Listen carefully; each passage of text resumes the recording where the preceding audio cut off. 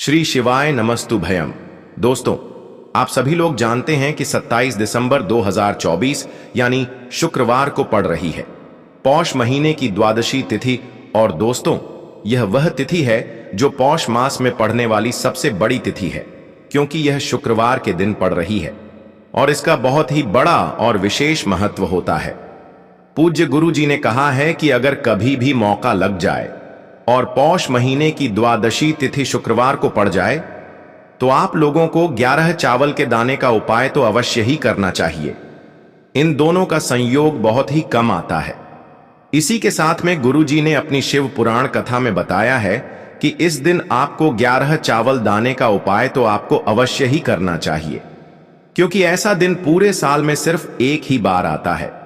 और दोस्तों, आप सभी लोग जानते हो कि शुक्रवार का अगर सबसे बड़ा कोई उपाय है तो वह 11 चावल के दाने वाला उपाय है। तो दोस्तों, इस शुक्रवार के दिन आप लोगों को इस 11 चावल दाने वाले उपाय को जरूर करना है। बहुत सारे लोग होंगे जिन लोगों ने इस उपाय को ना किया हो, मतलब पूरा साल निकल गया, उन्होंने किसी भी दिन इस 11 चावल के दाने वाले उपाय को ना किया हो। पर दोस्तों, आपके पास एक आखिरी मौका बचा हुआ है, जो कि 27 दिसंबर शुक्रवार के दिन है। तो इस दिन आप लोगों को इस वाले उपाय को जरूर कर लेना है। भले ही आपने पूरे महीने भर इस उपाय को ना किया हो, पर अगर आपने इस पौष महीने की द्वादशी तिथि के दिन अगर इस वाले उपाय को कर लिया तो आपको इस उपाय को करने का वह फल मिलेगा जिसकी आपने कभी कल्पना भी नहीं करी होगी। इसीलिए आप लोग इस वाले उपाय को एक बार जरूर कर लेना है, ताकि आप लोगों के हाथ से यह मौका ना जा सके और आपको इस उपाय को करने का फल मिल सके। दोस्तों, यह उपाय पंडित जी ने अपनी अभी की ही श्री शिव महापुराण की कथा में बताया है। जी, इस उपाय को आज हम आपको बहुत अच्छे से समझाने वाले हैं। इस वीडियो को देखने के बाद इस उपाय को समझने के लिए आपको कोई और वीडियो को देखने की जरूरत नहीं पड़ेगी। तो चलिए दोस्तों, उपाय को शुरू करते हैं। देखिए, ये इस पौष महीने के शुक्रवार द्वादशी के दिन यह इतना खास होता है, इतना महत्वपूर्ण होता है। देखा गया है कभी कभी बड़े बड़े पूजा पाठ अनुष्ठान से जो मनोकामना पूर्ण नहीं होते, वह पौष महीने के शुक्रवार के दिन एक छोटे से उपाय करने से ही आपकी मनोकामना पूर्ण हो जाती है। और बहुत सारे लोगों ने इस उपाय को किया भी है और उनको इस उपाय को करने का फल भी जरूर मिला है। अगर आप लोग भी इस उपाय को करना चाहते हैं तो आप इस उपाय को पहले अच्छे से समझ लेना, सुन लेना, उसके बाद करना। आपको इस उपाय का फल जरूर मिलेगा और इस उपाय को कर लेने से आपके घर में चाहे किसी भी प्रकार की दुख और समस्या क्यों ना चल रही हो, आपको उसका कारण भी नहीं पता है कि भाई यह समस्या किसका कारण से चल रही है। उसका कुछ भी कारण हो सकता है, जैसे पितृदोष हो सकता है या किसी भी तरह का मंगल दोष भी हो सकता है। तो इस दिन आप लोगों को यह वाला उपाय कर लेना है। यह एक ऐसा उपाय है जिस उपाय को अगर किसी विशेष दिन पर किया जाए तो भाई उस विशेष दिन का जो है वह तो हमें मिलता ही मिलता है, पर हमने उस दिन पर इस उपाय को किया है तो हमें उससे भी बड़ा फल मिलता है और फल बहुत जल्दी मिलता है, क्योंकि आप इस उपाय को बहुत ही बड़े और विशेष दिन पर कर रहे हो। तो चलिए अब उपाय के बारे में बात करते हैं, लेकिन उससे पहले आप लोगों को यह जानना आवश्यक है कि आखिर यह उपाय किस समय करना है, किसको करना है और कैसे करना है। तो चलिए हम आगे आपको वीडियो में एक एक करके बता देते हैं। लेकिन उससे पहले अगर आप लोग हमारे चैनल पर पहली बार आए हैं या फिर मेरी आवाज आज पहली बार सुन रहे हैं तो हमारे चैनल को सब्सक्राइब जरूर कर लेना और इस वीडियो को लाइक करके कमेंट बॉक्स में श्री शिवाय नमस्तुभ्यम ओम नम शिवाय जरूर टाइप कर देना। तो दोस्तों, इस 11 चावल के दाने वाले उपाय को हमें इस शुक्रवार के दिन कैसे करना है, किसको करना है, किस समय करना है और कहां पर करना है, ये सारे सवालों के जवाब आपको इस वीडियो में मिल जाएंगे। और जो ये वीडियो देखेगा भाई, उसको 11 चावल के दाने वाला उपाय जरूर करना चाहिए, क्योंकि इस दिन एक चावल के दाने का भी बहुत ही बड़ा और विशेष महत्व होता है। और जब बात आ जाए 11 चावल के दाने की, तो यह सोने पर सुहागा वाली बात हो जाती है और यह एक बहुत ही बड़ा उपाय हो जाता है इस शुक्रवार द्वादशी तिथि का। तो अब दोस्तों, इस 11 चावल के दाने वाले उपाय को आखिर करना किसको है, सबसे पहले हम लोग वह बात जान लेते हैं। तो देखो, घर की जो बड़ी माताएं बहनें होती हैं, उन माताओं बहनों में से कोई भी एक बड़ी माता बहन इस वाले उपाय को कर सकती है। और दोस्तों, अगर आप चाहे तो अपने घर में से सभी सदस्यों को भी इस उपाय को करवा सकते हैं। अगर किसी व्यक्ति की खुद की कोई मनोकामना है, खुद की कोई दुख और परेशानी है जो कि वह अपने लिए ही करना चाहता है, इस वाले उपाय को तो वह खुद अपने लिए भी कर सकता है। बाकी अगर कोई घर में से ऐसा है जो कि अपने पूरे घर परिवार की सुख और शांति के लिए यह वाला उपाय करना चाहता है, तो भाई वह भी कर सकता है। उसमें भी कोई दिक्कत वाली बात नहीं है। कहने का मतलब यह है कि इस उपाय को हर एक सदस्य भी कर सकता है और पूरे घर परिवार के सदस्य के लिए घर की बड़ी माताओं बहनों में से कोई एक माता बहन भी कर सकती है। माताएं बहनें अगर घर में उपस्थित ना हो या वह यह वाला उपाय ना कर पा रही हो, तो फिर घर का कोई बड़ा सदस्य भी इस 11 चावल के दाने वाले उपाय को कर सकता है, चाहे फिर वह पुरुष ही क्यों ना हो। उसमें कोई भी दिक्कत वाली बात नहीं है। अब दोस्तों, इस 3 वल के दाने वाले उपाय को हमें करना कहां पर है? हमें इसे शिव जी के मंदिर में जाकर करना है। बहुत सारे लोग प्रश्न करते हैं, हर एक उपाय को करते समय क्या हम इस उपाय को घर पर कर सकते हैं? तो इस वाले उपाय को आप घर पर नहीं कर सकते हो। इस वाले उपाय को करने के लिए आपको शिव जी के मंदिर ही जाना पड़ेगा।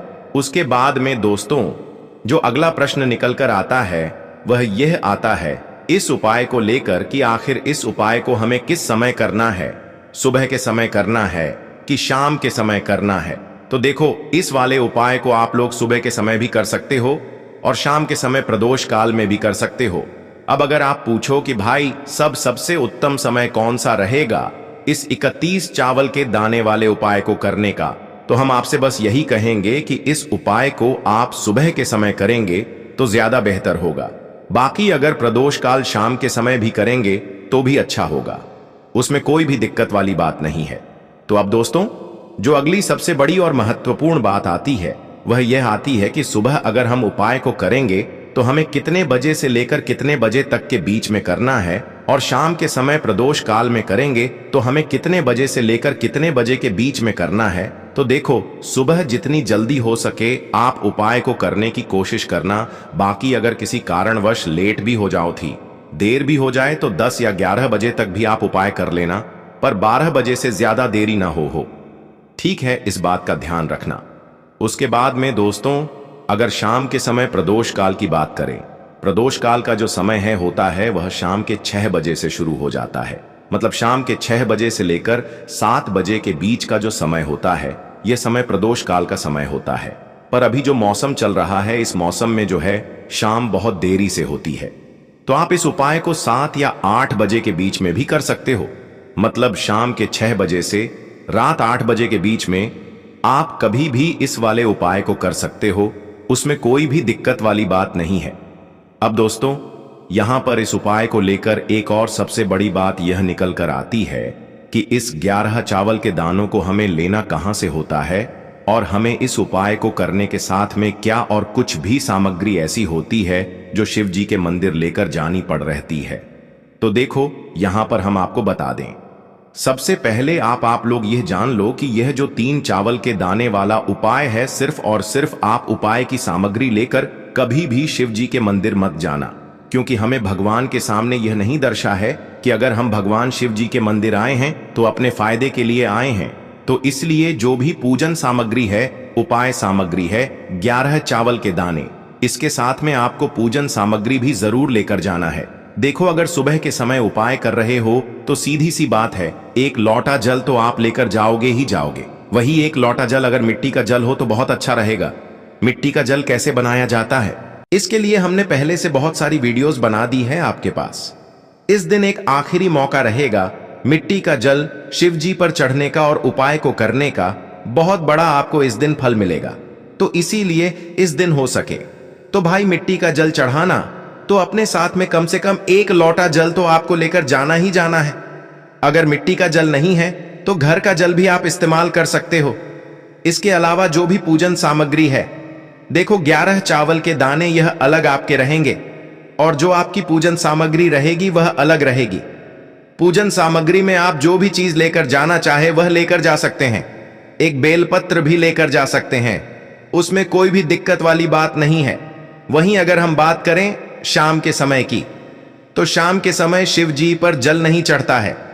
इसीलिए शाम के समय आप लोग एक दीपक तैयार कर ले जो कि गोलती का आटे का शुद्ध देसी गाय का घी का होगा, है ना। इस बात का आप लोगों को ध्यान रखना है और इस दीपक को आपको घर से जलाकर नहीं लेकर जाना है, भगवान शिव जी के मंदिर में जाकर ही जलाना है। इस बात का भी आप लोगों को ध्यान रखना है। अब दोस्तों यहां पर हमें इस बात को समझना है कि यह 11 चावल के दाने हमें लेना कहां से है। क्या हमें दुकान से लेकर आना है या हमें अपने घर से लेना है या कहां से लेकर आना है और कौन से चावल लेना है, क्योंकि चावल भी बहुत प्रकार के होते हैं। तो देखो, इन सभी सवालों के जवाब आप लोग एक बात में सुन लो कि भाई ये जो उपाय है, इस उपाय में आपको ये नहीं देखना है कि भाई कौन से चावल है कौन से चावल नहीं है। बस जो भी चावल ले रहे हो वो चावल का दाना सबूत होना चाहिए, मतलब साबुत होना चाहिए, टूटा हुआ नहीं होना चाहिए, कटा पिटा नहीं होना चाहिए। यह बात आपको ध्यान रखना है।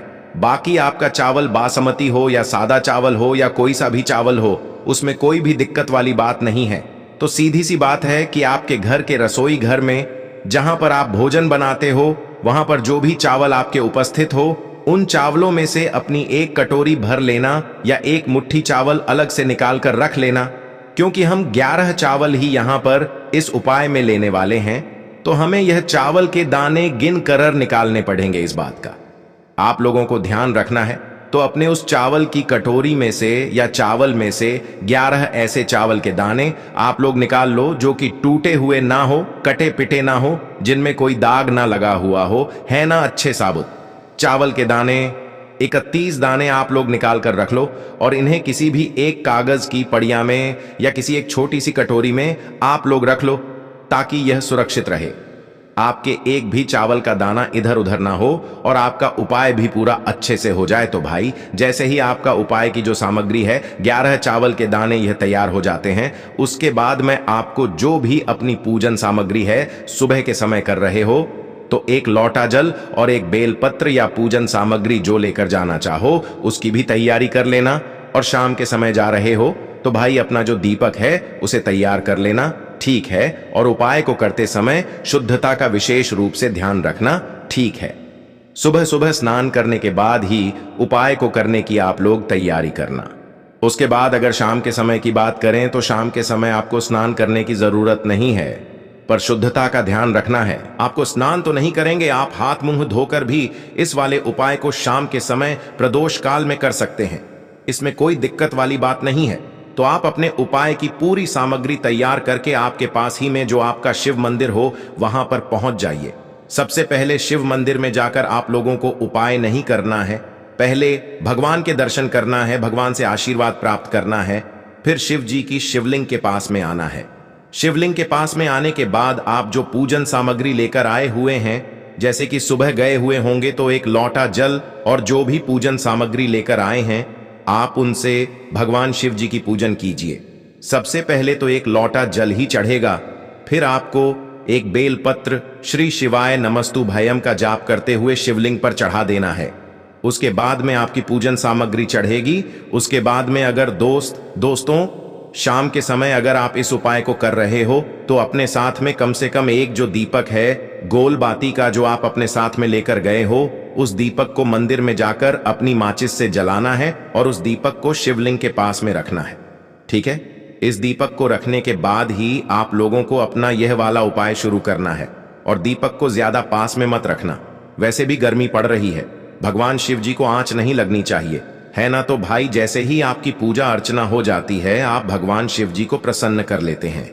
उसके बाद में शिवलिंग के पास ही में आप कहीं पर बैठ जाइए, सामने या आसपास जिस जगह पर आपको बैठना हो वहां पर बैठ जाइए और अपने वह 11 चावल के दाने अपने सामने निकाल कर रख लीजिए।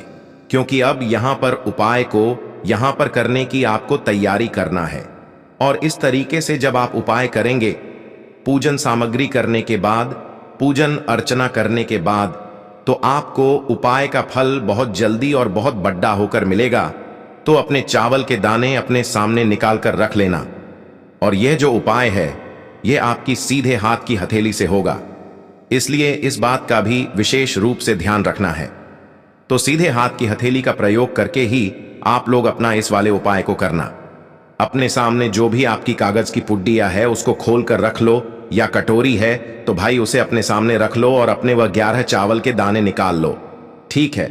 उसके बाद में दोस्तों अब आपको क्या करना है कि शिवलिंग आपके सामने होगी, तो आपने वह 11 चावल के दाने एक एक करके जहां पर आपने बेलपत्र चढ़ाया है आपको शिव जी के शिवलिंग के ऊपर चढ़ाना है। कहां पर चढ़ाना है? शिवलिंग के ऊपर चढ़ाना है और कहीं पर भी नहीं चढ़ाना है। आपको अपने हथेली से तो शिवलिंग के ऊपर चढ़ाना है, भले ही फिर वह अपने आप जलाधारी पर गिर जाए या मतलब वहीं पर गिर जाए, उसमें कोई दिक्कत वाली बात नहीं है, पर आप चढ़ाओ शिवलिंग के ऊपर। तो आपको क्या करना है, अपना पहला चावल का दाना उठाना है, श्री शिवाय नमस्तु भयम बोलना है और शिवलिंग पर चढ़ देना है। इसी तरीके से दूसरा चावल का दाना उठा है, शिवलिंग पर चढ़ना है और मंत्र बोल देना है, और फिर तीसरा चावल का दाना उठाना है, श्री शिवाय नमस्तु भयम बोलना है और चढ़ देना है। इसी प्रकार से आपको पूरे 11 चावल के दाने एक एक करके शिव जी के शिवलिंग के ऊपर चढ़ाना है और भगवान से प्रार्थना करते जाना है। मतलब प्रार्थना तो आपको आखिरी में करना है, पर हर एक चावल के दाने को चढ़ाते समय श्री शिवाय नमस्तु भयम जरूर बोलना है। उसके बाद ही में यह चावल का दाना शिवलिंग के ऊपर आपको चढ़ाना है। जैसे ही आपके 11 चावल के दाने शिवलिंग के ऊपर चढ़ते हैं तो भाई उसके बाद में आपको क्या करना है, भगवान से अपनी मनोकामना बोलना है। मनोकामना भी कब बोलना है, जब आपका 11 चावल का दाना आपके सीधे हाथ की हथेली में हो और आप उसे चढ़ाने के लिए जा रहे हो। श्री शिवाय नमस्तुभ्यम बोलकर उस आखिरी चावल के दाने को शिवलिंग के ऊपर चढ़ा देना और भगवान से फिर अपनी वह मनोकामना बोल देना, जिस मनोकामना के लिए आप लोग अपना यह वाला उपाय कर रहे हो, जिस भी दुख और परेशानी के लिए आप लोग अपना यह वाला उपाय कर रहे हो। उसके बाद में जैसे ही आप अपनी मनोकामना बोल देते हो, आपका यह वाला उपाय पूरा हो जाता है। पर दोस्तों, उपाय को करने के बाद आप लोगों को 2 मिनट भगवान शिव जी के मंत्र का जाप जरूर करना है, और मंत्र का जाप करने के बाद भगवान से एक और बार प्रार्थना करना है अपनी मनोकामना के लिए या अपनी जो भी दुख और परेशानी है उसके लिए। इसके बाद में आप लोग भगवान को देखकर भगवान से प्रार्थना करके उनसे आशीर्वाद लेकर वहां से उठ सकते हैं और अपने घर पर जा सकते हैं। बस दोस्तों, यहां पर यह वाला उपाय पूरा हो जाता है। इस तरीके से जो भी व्यक्ति छोटी छोटी छी का ध्यान रखते हुए इस 11 चावल के दाने वाले उपाय को करेगा, निश्चित सी बात है उसे उसकी मनोकामना जल्दी पूर्ण होगी और जो भी दुख और परेशानी है वह भी बहुत ही जल्दी दूर होंगे। तो दोस्तों, यह थे पूज्य गुरुजी द्वारा बताए गए कुछ बहुत ही खास उपाय। अगर आपको जानकारी अच्छी लगी हो तो वीडियो लाइक करिएगा। मिलते हैं फिर एक नए वीडियो के साथ। श्री शिवाय नमस्तु भयम।